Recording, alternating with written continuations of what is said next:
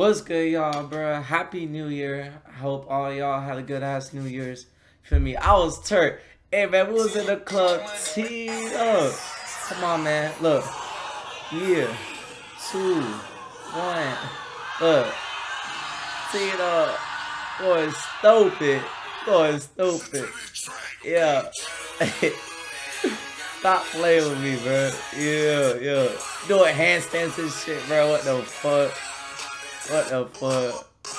Come on, bro. Already know I'm on my fitness. I'm on fitness shit. I gotta do some pull-ups at the club. I gotta hit some damn pull-ups, man. Stop playing with me, bro. Hey, follow me on the IG if y'all don't. Partyp.ceo, all that. Let's get to the video, dog. Come on. Yeah. Let's get to it.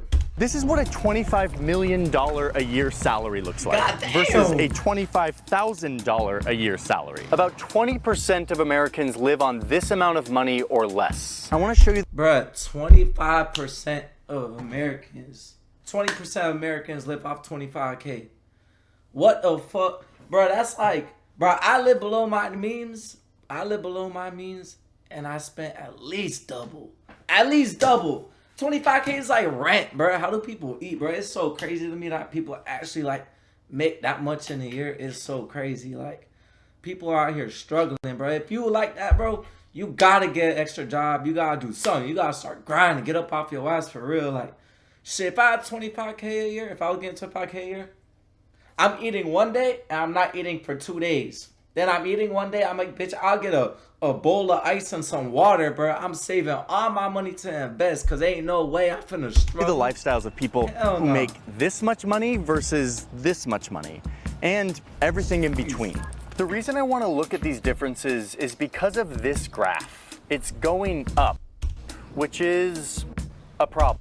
All right, so what this graph means is this is the richest 1%. And you can see it's going up. It's literally going up right here. That means the richest 1% is getting richer. Richer. They're getting more money. Let's start with $25,000 a year.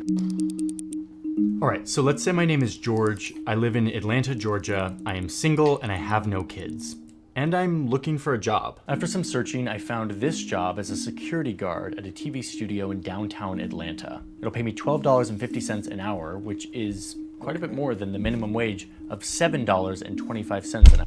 Minimum wage is $7.25. What the hell?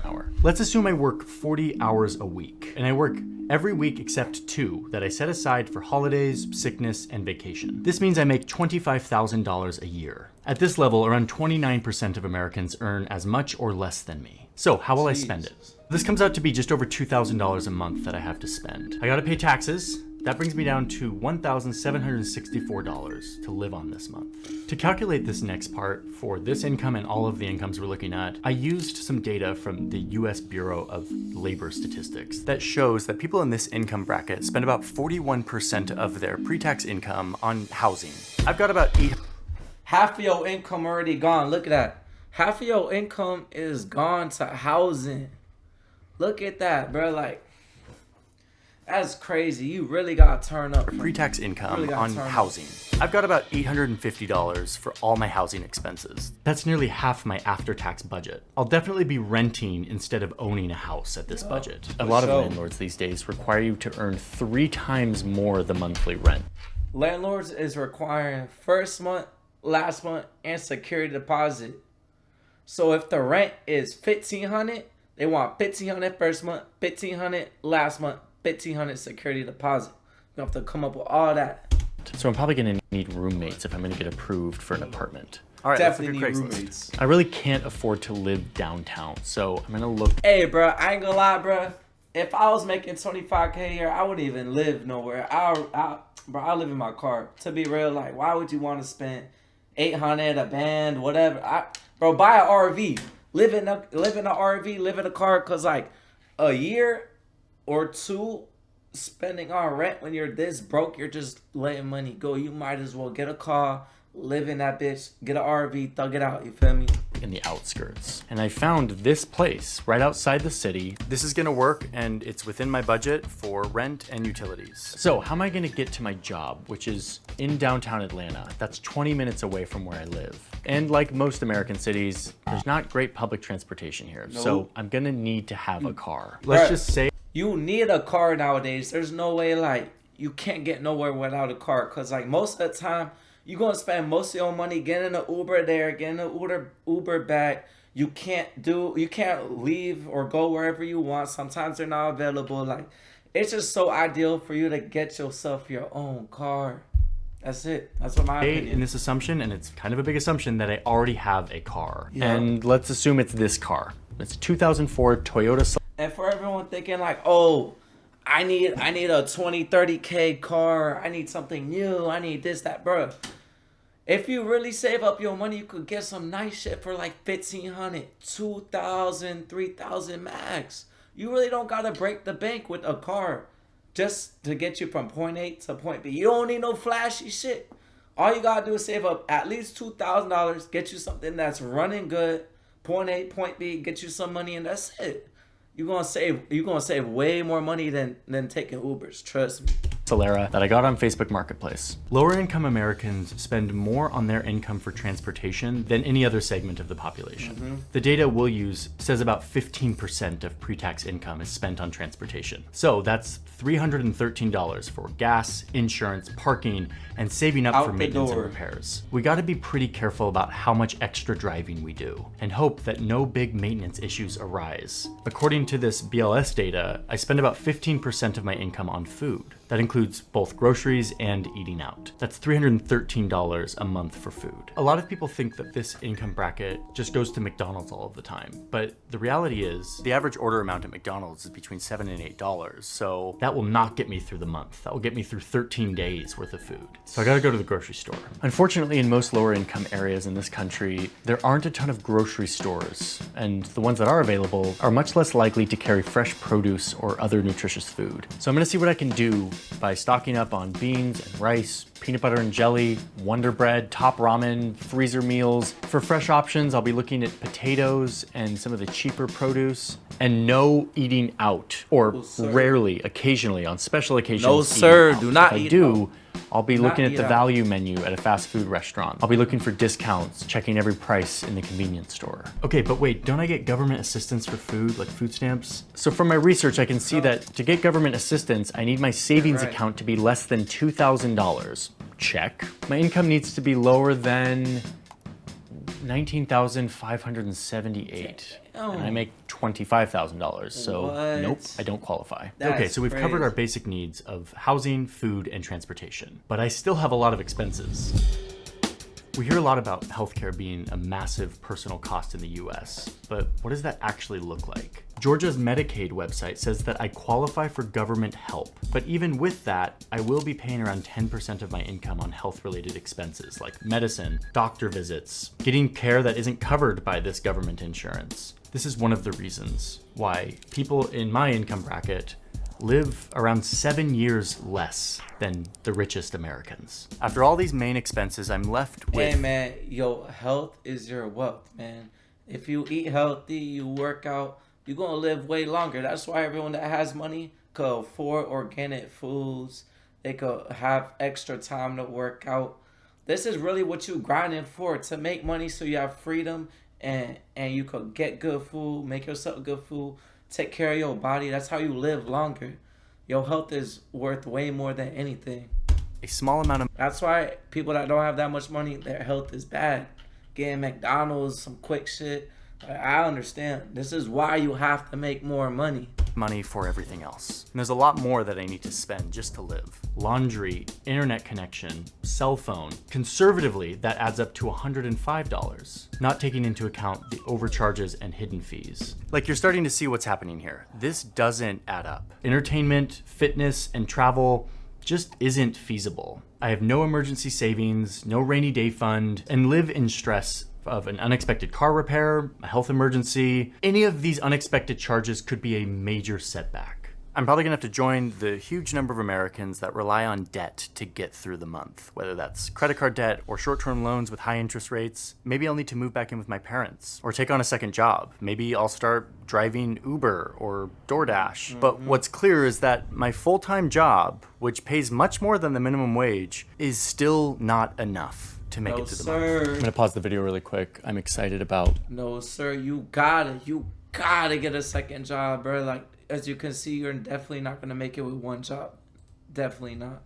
here. All right, now let's see what we can do with $40,000 a year. Now my name is Simon. I am the representative of the median American income of a single earner. I make $40,000 a year as an event coordinator at a country club in Atlanta. My $40,000 salary gives me just over $3,000 a month.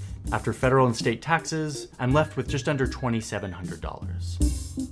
Using that same data set, my budget for housing is $1,133. I'm kind of feeling this one-bedroom house. Let's say between rent for this house and my utilities, I'm paying $1,133 for my monthly housing expenses. The country club is kind of far from my house, and because there's no public transportation, I'm gonna need a car. I saved up and purchased this 2011 Subaru Forester on Facebook Marketplace. I got it for $4,500. So, like George, I spend about $136 a month just on gas to get to my job. This leaves me with a little over $400 for everything else. Guys gotta eat. What am I gonna do for food? According to the BLS data, someone like me spends around $467 a month on food. I typically spend about $100 a week on groceries and can use the rest on a dinner out or two. I've got a Kroger grocery store 4 minutes away from my house. And at this point, I'm definitely cognizant of every price on these shelves. I'm using coupons, trying to get the best deal, but I have leeway to spend a little bit more on maybe a decent cut of meat or some fresh produce. Maybe I buy organic every once in a while. I can comfortably feed myself if I'm smart about how I spend and I don't eat out too much. This income level is right on the threshold where employers start to sponsor your healthcare plan. They start to subsidize it. That's a thing here in America. And luckily, my employer does. But even still, I spend $300 a month on health, medicine, out-of-pocket doctors, pre-deductible expenses, and now I get to pay for a gym. I signed up for this low-cost gym for $10 a month. So after covering these basic needs, I have $231 left for everything else, all of my other essentials. Laundry. I ain't gonna lie, you could still work out with no gym. That's just me. Like, literally calisthenics, you could do push-ups, sit-ups, squats, go for a run, work out at a park. There's plenty of ways to get fit with no gym. Promise you that. Your cell phone internet brings me down to $126. I will try to put some of this away for an emergency or a trip. Put it into a savings account with a good interest rate so it will grow over time. But to be honest, I'm probably gonna spend this on entertainment. Like, I wanna go out and have fun. I wanna go to a movie. I wanna subscribe to Hulu and Netflix. I might buy a book, might go out with some friends. And after all of that, I end up around zero. So all in all, I'm doing better than George, but not that much better. But you're still dead broke. I've got some money left over at the end of the month, but an emergency expense would still leave me in debt. All right, let's up this to 100 grand a year and see what our budget looks like. Okay, now that's what I'm talking about. Now you can live a little comfortable, but still, 100 grand ain't much. Trust me, when you get it, it ain't that much. But at least you're not struggling. Okay, now I'm Tim, and I just found this job in sales. It makes me $100,000 a year. I'm officially in the six figures. I make four times more than George, and double the median income that Simon makes. I'm now near the top 10% of earners in this country. My salary gives me $8,333 every month. $2,200 of that is gonna go to taxes, and I'm left with just over 6 grand. In this income bracket, you see that people spend around 30% of their income on housing. Until recently, this salary would have been more than enough to buy a house, but these days, not so much. But for the case of our assumption, let's assume that I, Tim, have been saving for 10 years and I'm finally ready to purchase my first home. Zillow is telling me that I can afford a house that's around $314,000. I'm gonna buy this nice one-bedroom townhouse in Atlanta. It's got these nice wood floors, all of this natural light. Oh wait, no. Looks like there's a condo fee, $426 per month, probably for that fancy workout room. Them HOAs get you every month. Okay, we're gonna have to keep looking. Okay, I found one. It's a one-bedroom condo. It's got a fireplace, access to a pool and a fitness room. It's in a pretty good location, and it's just under $260,000. With the condo fee, I'll be paying around $2,700 per month, which is about 32% of my income for housing. I get to spend more on housing than George and Simon make in a month. Oh, and by the way, I will have to cough up $20,000, which is my whole savings for a 5% down payment and closing costs to make this house purchase. Thanks to my good credit, I can qualify for a good car loan that allows me to buy this beauty, a $50,000 BMW. See, that's the problem, bro. Once people start making more money, they spending more. So you really not saving that much more. Just cause you making 100 grand now, don't mean you should go, oh, let me get a Beamer, let me get a nice car, let me spend 50, 60, get a down payment. Nah. When you make more money, you gotta save more, invest more, till you really could cash it out yourself. I think that's what people's problem is. They make more, they spend more. It'll cost me $754 a month for 5 years, and it will leave me with $579 every month to spend on gas, repairs, and insurance. I'm even starting to be able to afford to bring it to a professional car wash place, get it detailed every couple months. I am upper middle class now, so I only have to pay 11% of my income on food per month just to feed myself. I get to eat out a lot more lately. When I'm at the grocery store, I get to peruse the fresh and nutritious food much more abundantly. I can buy nice meat and nice produce. I'm not overly concerned about the prices.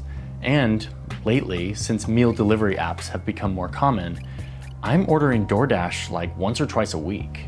If you want to learn how to edit really well from professional Hollywood editors, we're going to show you the stuff that nobody else is teaching. I'm starting to be able to use money to save myself time and stress. My job pays for a lot of my health insurance, and yet I still pay $500 a month on health, medicine, and these kind of expensive supplements I've been buying. I'm able to save money at this point so that a minor medical emergency isn't a huge deal. But the doctors I do go to have to be covered by my insurance plan. I can't go out of network. It would be too expensive to pay out of pocket. With all my big expenses covered, I still have $665 to cover Wi-Fi, unlimited data on my phone, and since laundry and a gym are in my apartment, I actually don't need to use much cash for that. So even after all of these essentials, I have money to save and invest. And even still, I have cash left over to go out with friends. Every few months, I'm able to save up enough to go on vacation. My work pays me even when I'm taking time off, so I don't need to worry about that. Hey, Lisbon is a beautiful place. I've been there a few times. I love it. I do have to strategically choose my travel locations to make sure that they're affordable. Because I chose a cheaper place, I'm able to enjoy drinks and food while I'm there. When I come home, I do have to save and scrounge for a couple of months to recuperate, but it's not too stressful. Not bad, and in fact, much better than the vast majority of Americans. All right, now let's up this to $1 million a year and see what our budget starts to look like. Now that's what I'm talking about. Now that's what $1 million a year. Come on now, you seen 25K, 40K, and 100K? They all damn near still dead broke at the end of the year, end of the month. They pretty much spent all their money. The guy with the 100K a year, he got like a couple $100 extra. That still really ain't nothing because he's spending a lot more. See, now $1 million a year, now you could spend more a little bit freely and have a lot to invest. Watch. Hi, my name is Noah. I am a junior managing director at a big private equity fund. I'm in finance. I'm looking for a man in finance. I work 70 hours a week. I make big deals. They're very important. And I am earning $1 million a year. That is $83,000 a month. After taxes, it's more like $48,000 a month. In 1 month, I'm making double what George makes in an entire year. In 3 years, I'll make more than he makes in an entire lifetime. I've got some serious money to work with here. Like, I'm officially among the top 1% of income earners in this country. And I'm very lucky because my income and wealth are increasing at a faster rate than everyone else's. And you know why? He invested his money. And we'll see why in just a second. Making this much money, I can get a really nice house by spending 28% of my income, which means I can afford around a $2.6 million house. Wow, this one's kind of nice. This 5-bedroom, 5-bathroom home in this quiet Atlanta suburb. Man, it is nice here. Look at this kitchen. Oh, and this beautiful yard out here. I might pick up croquet. And it even comes with this little friend. Hey, bud. I've always wanted my own taxidermy fox. This house is gonna cost me around $19,000 every month for the mortgage and other expenses, like house cleaners that come once a week to clean my entire house and do my laundry. My yard is maintained by a local landscaping company. I'm spending 16% of my income on transportation, which means a little over $13,000 a month on everything cars and planes. Instead of owning a car, I lease one in 3-year periods so that I can always be driving the newest, fanciest car. Like this Rivian, it's gonna cost me about $1,000 a month all in. I can totally afford that. I'm also taking a lot of taxis lately because I can afford it, and I can afford a private driver here and there, though I don't have a full-time private driver. I can hop on a flight too whenever I want. And when I fly internationally, I even splurge on business class. Still pretty expensive, but I've got I can't wait till I can splurge on business class. I swear to God, all the times I went to Spain, I be wanting to go in first class all the time, but it's not worth it unless you really making $1 million a year. Like, until you really turning up, then you could splurge. I can't wait till I get to that level. It's motivation. These airline miles that I've racked up from all of my work travel that I actually get upgraded for free often. And now I'm actually pretty hungry, so let's talk about food. My budget for food has ballooned. Based on the BLS data, I could technically afford to spend $8,000 on food every month, but I'm not sure that's totally common among the Yeah, I don't think you're gonna blow 8 bands on food, cause like, come on, how much could you really eat? this income bracket. There's not a ton of good data on like the 1%ers. So I estimate that somebody in this bracket is spending more like $3,500 per month on food, which is still a lot. I'm officially deep in the don't look at food prices, don't shop for my own groceries, don't worry about ordering takeout whenever I want kind of rich. I could pay $20 for a salad. I can pay $16 for a smoothie. I could even drop $300 per person on a nice restaurant and not really be too stressed about it. Now, I can't afford a private chef yet, but I have opted for a high-end meal service that delivers dinners to my house. I have to work a lot. The difference is that per hour,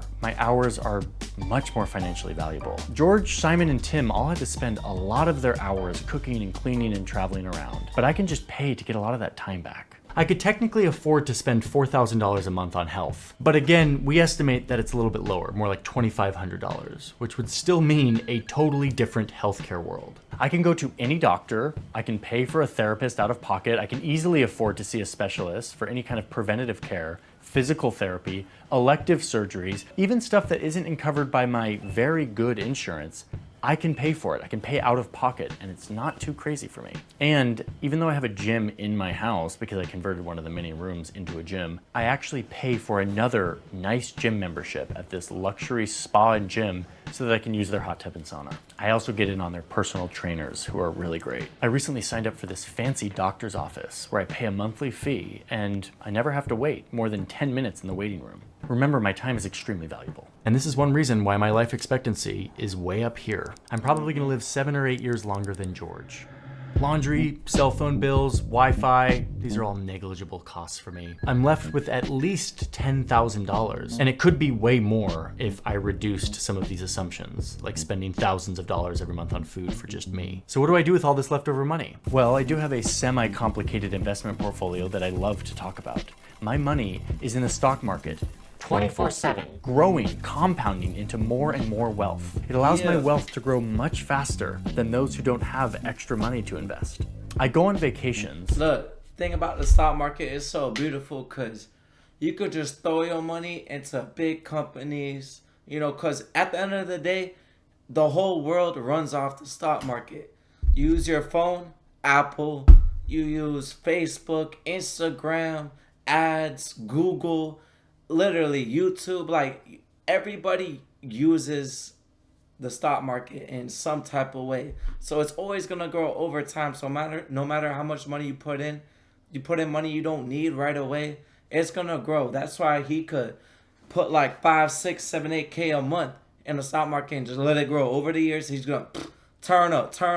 Though Trust. they do get interrupted by work. My job is very important. For international trips, I do sometimes splurge on business class tickets so I can lay down on the flight. What's interesting though is that even at this crazy income bracket, people can still blow their money every month, trying to keep up with their expanding lifestyle. But let's be clear, they're living unrecognizable lives to the previous income tiers we've talked about. So let's see what happens next. All right, now let's see what happens when we turn this into $25 million a year. Goddamn. 25 million, bruh. which is an Bruh. amount of Bruh. money that Bruh. some people What the fuck? in this country actually make every year. Let's see what their budget looks like. My name is Robert. You'll never hear about me because I am Never. the owner of a highly successful national car wash chain. Or maybe I'm the CEO of Zillow or Chevron. Or maybe I'm a pretty famous celebrity and I make $25 million a year. Noah was already in the top 1% of income earners, but now I am truly in the ranks of the global elite. And we need to pause and talk about how rich people think about their wealth.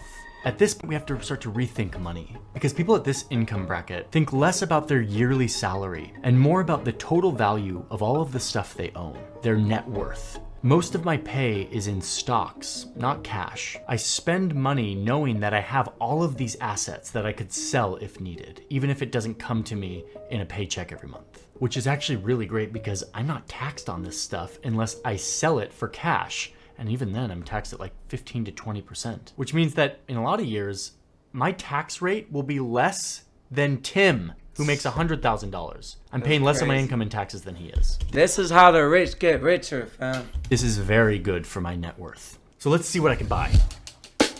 Now, given my gargantuan income, I could technically afford this house. It has a pool, it's got this really cool statue, and this garden that looks like it's straight out of Princess Diaries. I don't want to be a princess! But because I'm planning to buy my summer house in Italy this year, I'm gonna go with something a little bit more modest, like this one.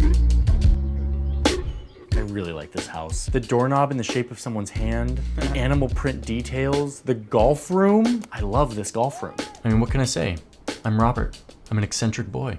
This house has a pool, it's got a gym, it's got this wooden tub, which is something I never thought I needed, but I absolutely do. What you'll start to see with this house and everything else in this income bracket is how it allows me to physically isolate myself from the concerns that most people have. I don't have to think about crime, homelessness, noise, pollution. I can live surrounded only by people who are wealthy like me. Getting around is really easy for me. I've got a couple of cars. I rotate driving them every once in a while, except for this one. This one I don't drive because it's an antique and I just like to look at it. Oh, and did I mention I have a full-time driver? I pay him $51,000 a year. He whisks me around from important meeting to important meeting. I'm spending 2 times what George makes in a year to pay for this, and it's totally worth it because it saves me time. When I travel, he drives me right onto the runway, where I jump into a private jet. Now, I don't own this jet yet, but I do charter private flights. Like when I need to fly from Atlanta to New York, it cost me about $27,000 for this 2-hour flight. I can easily do that. 27 grand feels to me what $43 feels like to Simon. I'll pay that for a nice private jet. Now, I don't fly private all of the time. I do fly commercial if I'm going on vacation to Paris. I'll be flying first class, obviously. I have a separate security checkpoint, my own lounge, and when I get on the plane, I get one of those little cabins all to myself. By the way, this ticket cost me $31,000. When I get to Paris, I usually book the penthouse in one of my favorite hotels. I have hotel staff available at any moment. Do I cook? No, I do not cook. No, I enter sir. grocery stores only when I feel like it would be fun to feel like a regular person for a moment. Hey, chef, do you want to cut this up for her? And yet, magically, when I open my refrigerator, everything I need is in there. It's all been fully designed by my nutritionist, purchased by my house manager, prepared by my personal chef. And yes, you can see, I have a whole staff of people who help me manage my life. My house manager is really good at just making this all disappear. Like the landscaping gets done, the pool gets cleaned, and a bunch of other stuff that I don't even know. I'm sure all of this costs a lot of money, but honestly, I've never even thought about it. I've got my friends over, and our personal chef is putting together a beautiful meal, and he's even doing the wine pairing tonight, selected from my collection of quirky cult wines in my temperature-controlled cellar. I don't pay attention to prices for food or wine, except when knowing the price of this bottle, for example, helps confirm how rare and special it is. I think we spent $16,000 on this bottle. Or this other one that I splurged on for $150,000. God damn. I go out to restaurants, but it's a little different than the rest of the world. I have connections that allow me to get into the private back room of whatever restaurant I want. Okay, this is insane.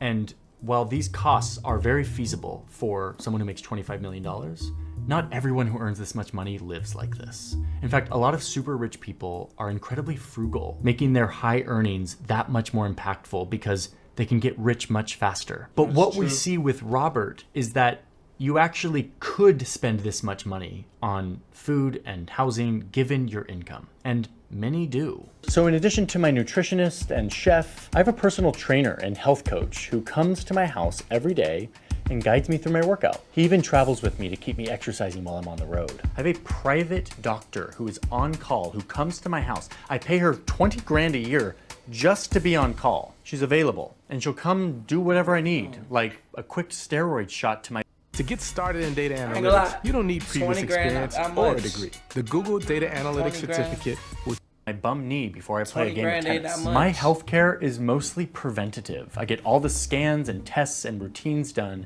to ensure that I'm in tip-top shape. I can afford any surgery or healthcare routine or procedure that I want. And last year, I fully replaced all of my front teeth with veneers. It only cost me $28,000. And remember, $28,000 Only 28,000. for me is what it feels like when Tim spends $112, or what George feels like spending $28. Not nothing, but not a huge deal. Even after spending on all of this, I still have lots of money that my financial manager funnels into sophisticated investment portfolios that just keep on growing. Investing can be really fun for me at this point. I'll just take 30 grand here and there to buy collector's items that I'm into. A couple weeks ago, I paid $5,000 for this authentic World War II helmet. This piece of art cost me 50 grand, but it's a great investment because the artist is actually gonna be the next big thing. So this stuff is fun, but it also contributes to my net worth because all of this retains and grows in value. And my clever accountant has recently mentioned that he found a way to occasionally sell this stuff and get a nice tax break on the profits. Now listen, I make a meaningful difference in my community with philanthropy. Like, I'm donating $500,000 to my family foundation, which is promoting education in the city. Funneling money and assets into this foundation allows me to get some really nice tax breaks, helps me avoid capital gains tax, and it gives me a buzz of feeling like I'm a generous millionaire. I even donated a few $100,000 to my nephew's private school last year. They didn't really need the money, but now they're putting my name at the top of their donor list, which is like really great. And even after all of this, I've got tons of leftover income. I'm easily able to cover the mortgage on my secondary property in Lake Como. It's only $30,000 a month. And the views here are just chef's kiss. I mean, look at it. One of my favorite parts about this level of wealth is how much access I now have to obscure elite clubs, like this one in New York called Core. I had to pay 50 grand for an initiation fee and then $17,000 annually, but it allows me to rub shoulders with really important people. And yes, there are echelons above me that someday maybe I'll reach, but I'm still existing on a fully different plane than most every single person in the world. Almost every stressor that you can think of, I can pay away. And the ones that I can't pay away, like heartbreak, grief, and social anxiety, I won't be able to pay that away at any level of wealth. I am protected financially from just about any emergency that could occur in my life. And so long as I manage my finances responsibly, I will never experience life below this level of wealth. The difference between these levels of income is kind of hard to fathom. If you're in the $25 million camp, you make more in 1 hour than George makes in 6 months. In just one 8-hour workday, you're making more than George makes in 4 years. 100 years ago, the divide between the rich and the poor was incredibly stark in this country. The top 1% would bring home 20% of all of the income. But then look what happened. We kind of fixed it. We taxed the super rich. The working class organized and rose up, fighting for fair pay. And by the 1980s, it was more like 10% of the income went to the top 1%. But watch what happens next. We're going back up, and we're leaving people like George in a trap. It's not hard to see why someone like George would have lost faith in our government and our institutions, and the concept of an American dream. The system is not working for George. Each cost leads to another cost, creating a poverty trap with no chance of getting out. Expensive housing far from work means a car. A car means maintenance and insurance and fuel, which means less money for food and healthcare. He makes too much for government assistance on any of this. How is George supposed to have the time, the money, or even the brain space to think about school or improving his skills? His social mobility is limited. It's a trap, bro. You could see right here. It's literally a trap. You gotta grind and put in the extra hours. Learn a high income skill. You gotta start working 2-3 jobs. Like, you gotta do everything you can. Save all your money. Live below your means. Cause like, if you don't, you're stuck in this trap. They literally made this trap for people to stay poor. And think about America as this land of opportunity. If you work hard, you can move up. But the data shows us that that's just... You gotta work hard and take risks. Isn't the case anymore. For someone like George, or for the tens of millions of Americans like him, the gap is getting wider, and it's getting harder to close. And that's bad. Not just bad because it's unfair, but it's bad for our economy. It's bad for our politics. And it's bad for the 44 million people who live in the richest country in the world but don't have enough food every day. The people who only have access to credit via predatory lenders. The people whose lives are rocked when they get a $25 overdraft fee, or who can't afford an oil change. It's time for the people in charge in this country to do what they did 100 years ago and reverse this curve before it becomes too late. Top 1% hold nearly 10 times more wealth than the bottom 50% combined. A staggering $5 trillion in wealth is set to be passed on without a dime of taxes. Oxfam is... This is exactly why the rich get richer, the poor get poorer. Stuff like this. The top 1%, they get all their money, they avoid taxes, all of that. And everyone at the bottom, they're getting taxed, they're getting hit hard with everything. They don't have time to take care of their health, they don't have money to take care of themselves, and just keeps them at the lower mindset. This is why you have to live below your means and just really get out that trap. Work hard, take risks, and really live below your means. Like, you're really gonna have to struggle, but save that money. You don't want to like start blowing. When you make a little bit more money, you don't want to start blowing, living nicer. Not still keep living below your means. Like, if you're making $100,000 a year, and then out of nowhere you get promotion, or your company does better and you get $200,000 a year, doesn't mean because you doubled your income you should immediately double how much you spend. Oh, let me get a new car. Oh, let me get this, let me get that. Like, nah, you should live the exact same way you was with 100,000 when you get 200,000.